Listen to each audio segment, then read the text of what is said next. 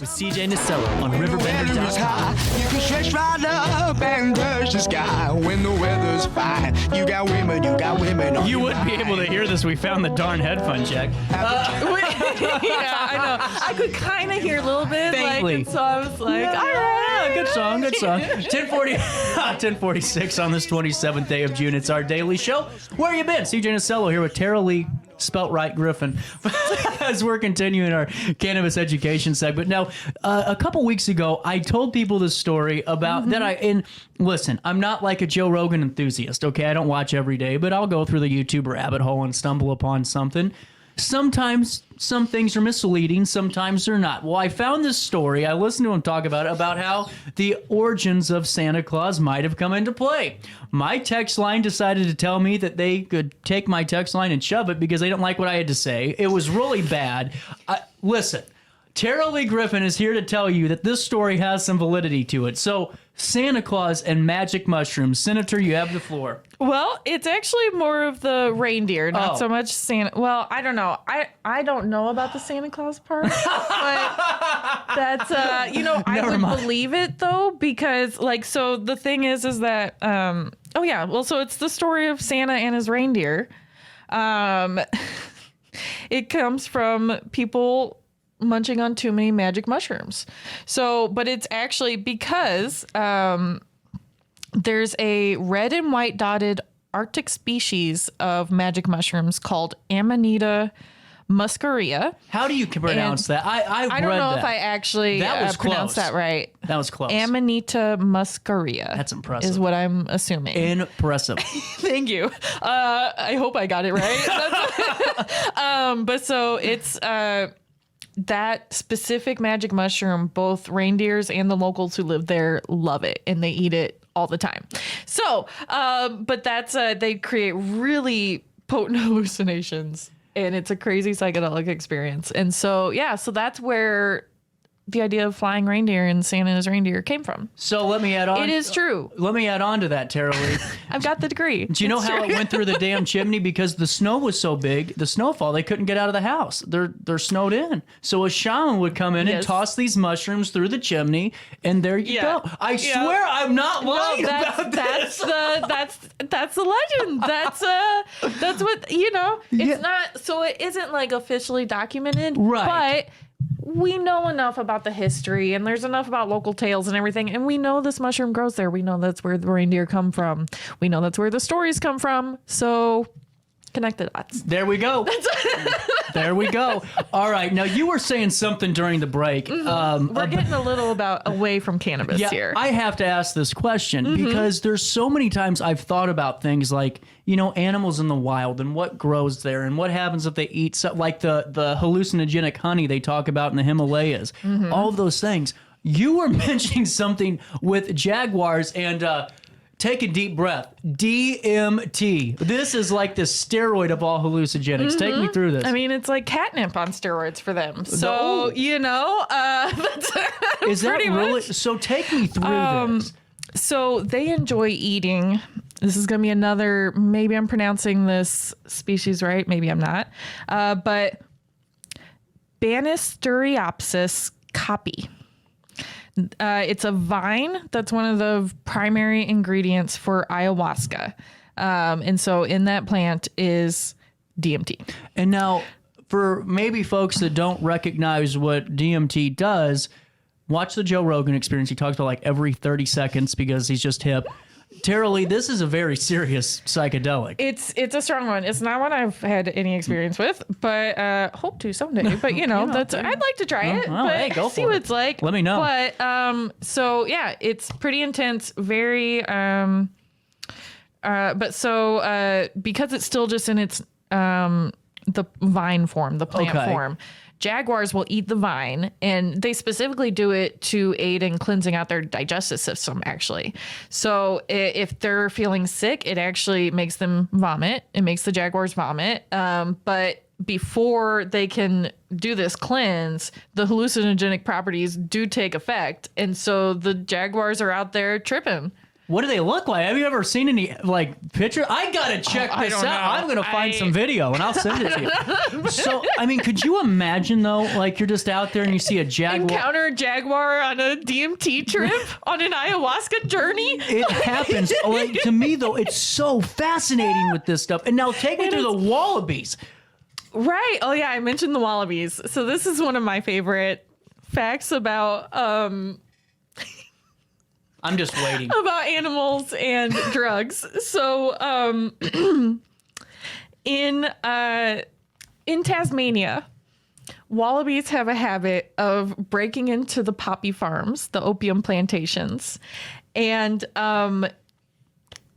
they are the cause of crop circles there because they will eat so much of their narcotic plants that they will then just get super high and begin running in circles in the fields until they just collapse. And so a lot of times the next day, the opium farmers come out and find wallabies just collapsed in the middle of crop circles. Does it kill them? No. Okay. They usually, at some point, they might not even find them there. Like at some point, they might get up and bounce away. Okay, yeah. But yeah, no, it doesn't kill them. It just, they get super high, run in circles until they just crash. It ain't no alien. And that's why, that's why they've got crop circles on opium plantations in Tasmania, because the wallabies break in and eat it, and they love getting high on opium. Wow. There you go. That's something David Attenborough ain't telling you on planet Earth, folks. So with that being said, you know, I just think it's so fascinating to really talk about this stuff because, you know, it's like, it's just so fascinating to me that animals have a natural instinct to go, well, this helps me, or this, you know, this makes my stomach feel better, or this just makes me eat a bunch and run around in circles. I'm just having a great time. There you go. Yeah. I do want to ruin a popular meme, though. Thank you. That's been going around. I love ruining memes. So, like, and I've already done this to a couple friends who have shared this. I comment and they're like, okay, all right, Taralei. Thanks for that one. Thanks. Ruined my dreams. But all right, so there's been a meme going around lately where it's like the someone, it's like a little tweet that someone dropped a little piece of an edible the night before outside. And when they come back outside in the morning, they see it's just being swarmed by ants. And they're like, oh, those ants are about to have a great day. Their day is not going to be any different. You missed our first cannabis education segment when we told you insects cannot get high. Insects are the one being that does not have an endocannabinoid system. And so, yes, ants can get drunk. They can get high on other substances, but they cannot get high on weed. So, because I had a friend who actually, like, I commented on their post about this, and they responded, they were like, I Googled it, and it says they can get high. And I was like, read a little further. It says they can get high on everything except weed. So, There you go. so they can't interact with THC. They can't interact with CBD. It's just going to go right through their system. So fascinating. Yeah. And so that's any insect. But spiders can get high. Arachnids can get high. They... And so that's actually when they get high. Hold on, I'm trying to find. I had the spider facts. So back in the 1990s, there were some NASA scientists who subjected spiders to a bunch of different substances. But so when they have marijuana or cannabis, they have a really hard time completing their webs. They still complete them more fully than any of the other substances that they had, but they look a little haphazard.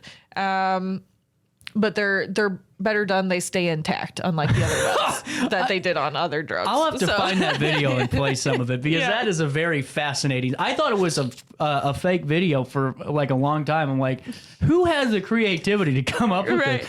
Yeah. So fascinating. But, you know, with that being said, what time are you guys open this week? So if folks want to get some CBD for their 4th of July, because I know that with so much of this explosions, I've seen. That's actually with 4th of July coming up. Definitely our pet tincture is great. I'm sure once we... Actually, I'll run a sale this weekend on the pet tincture. I hadn't made a plan for Marketing that. Marketing genius right here on the fly. So like Friday and Saturday, I won't be in the shop Saturday, but Saturday you can find us at the farmers market as well before the shops open. But then Tuesday through Saturday, we're open noon to 4 on Market Street. Saturday it'll all be Caleb because that's when I'm starting my time off for my vacation. You earned it. Yeah, thank you. But so come on in. Really, the tincture really will help if your dogs are nervous with fireworks or any sort of noise. It'll be really helpful. I thought it was so perfect that you were doing this segment today on animals because I thought, well, hell, with it being 4th of July, I've seen so many people commenting already about the fireworks going off, upsetting their dogs. Well, I'm not saying drug your dog because this isn't what it is. It's just, simply giving somebody a little bit of a push to help become more relaxed and calm. CBD is not intoxicating. I think that's the thing. Like even last week at the farmer's market, I had a couple people come up to me and kind of look at the table and be like, can't this get you high? And I'm like, no, we're not that part of the plant. And I think that's really important. It's not intoxicating at all. And a lot of people get confused by that because it's like, well, CBD relaxes you. It helps with anxiety. So how is it not? Yeah. But it's not intoxicating. It's not going to get you high. It's calming. It's more of a physical. I tell you this. Here's my testimonial. Whenever I have my wrestling matches and feuds, especially with the big one, because what I do is I have like 3 little ones, and then I have the big match, or I just talk for 4 months, and then I have the big match. Whenever I have the big one where I get beat up and I hurt and I can't walk the next day, to get through that, I take some CBD because I freak myself out. It's like, oh my God, what if I land the wrong way here and break my neck? What happens if he picks me up here? And it helps me so much because I stay focused. I don't lose any physical fitness and I really stay out on top. So there's my testimonial for CBD. I'm not telling you to go take any intoxicating substance, but I will say if you need some help, CBD really does help, and Moondrops is the place to go. Thank you. There you go. I like to think so too. We're definitely come see us. I'll be gone for a couple weeks after this week, but Caleb will be handling things, and he's fantastic at this too. Absolutely. So. Well, Taralei, before I let you go, and before I let the show go today, I've been telling people about my home buying journey. I am a little over 10 days left before I close, and thank God for that. But with that being said, I wouldn't even have gotten that far without Lisa Webb and Third Street Realty. Lisa Webb does a segment on my show called Third on Third on the third Wednesday of each month. Nice. Pretty fitting. Yeah. About real estate education. And, with the way rent is right now and the way prices are, I could move into a house for 10 times cheaper than it would be to rent for the same location for the same house. So that's what we did. I met with Lisa. I'm going to be honest with you, Taralei. I had no idea what I was doing. I thought, well, take a chance, see what happens. An hour and a half with Lisa Webb, and I am ready to go because I found the house I wanted. I got qualified for her first-time homebuyers grant, and guess what? Nice. Closing with less than $600. And that could be your future, too. If you give Lisa Webb a call and ask for her first-time homebuyers help, she'll help you, and she'll help you find the best property for you, or if you're selling, buying, or foreclosing. They've done it all. Locally owned, woman-owned, family-operated, Third Street Realty, thirdstrealty.com. That is Third ST Realty. .com. I had to hit my time. Yeah. I got 10 seconds here. Taralei, that was fun. I love that. This That was one of my favorite ones. Yeah. I'll see you back here tomorrow live at 9 for an excellent show. We'll have a promo coming out later for you to see who's on it. But on that note, have a great day. Try your best to stay out of jail.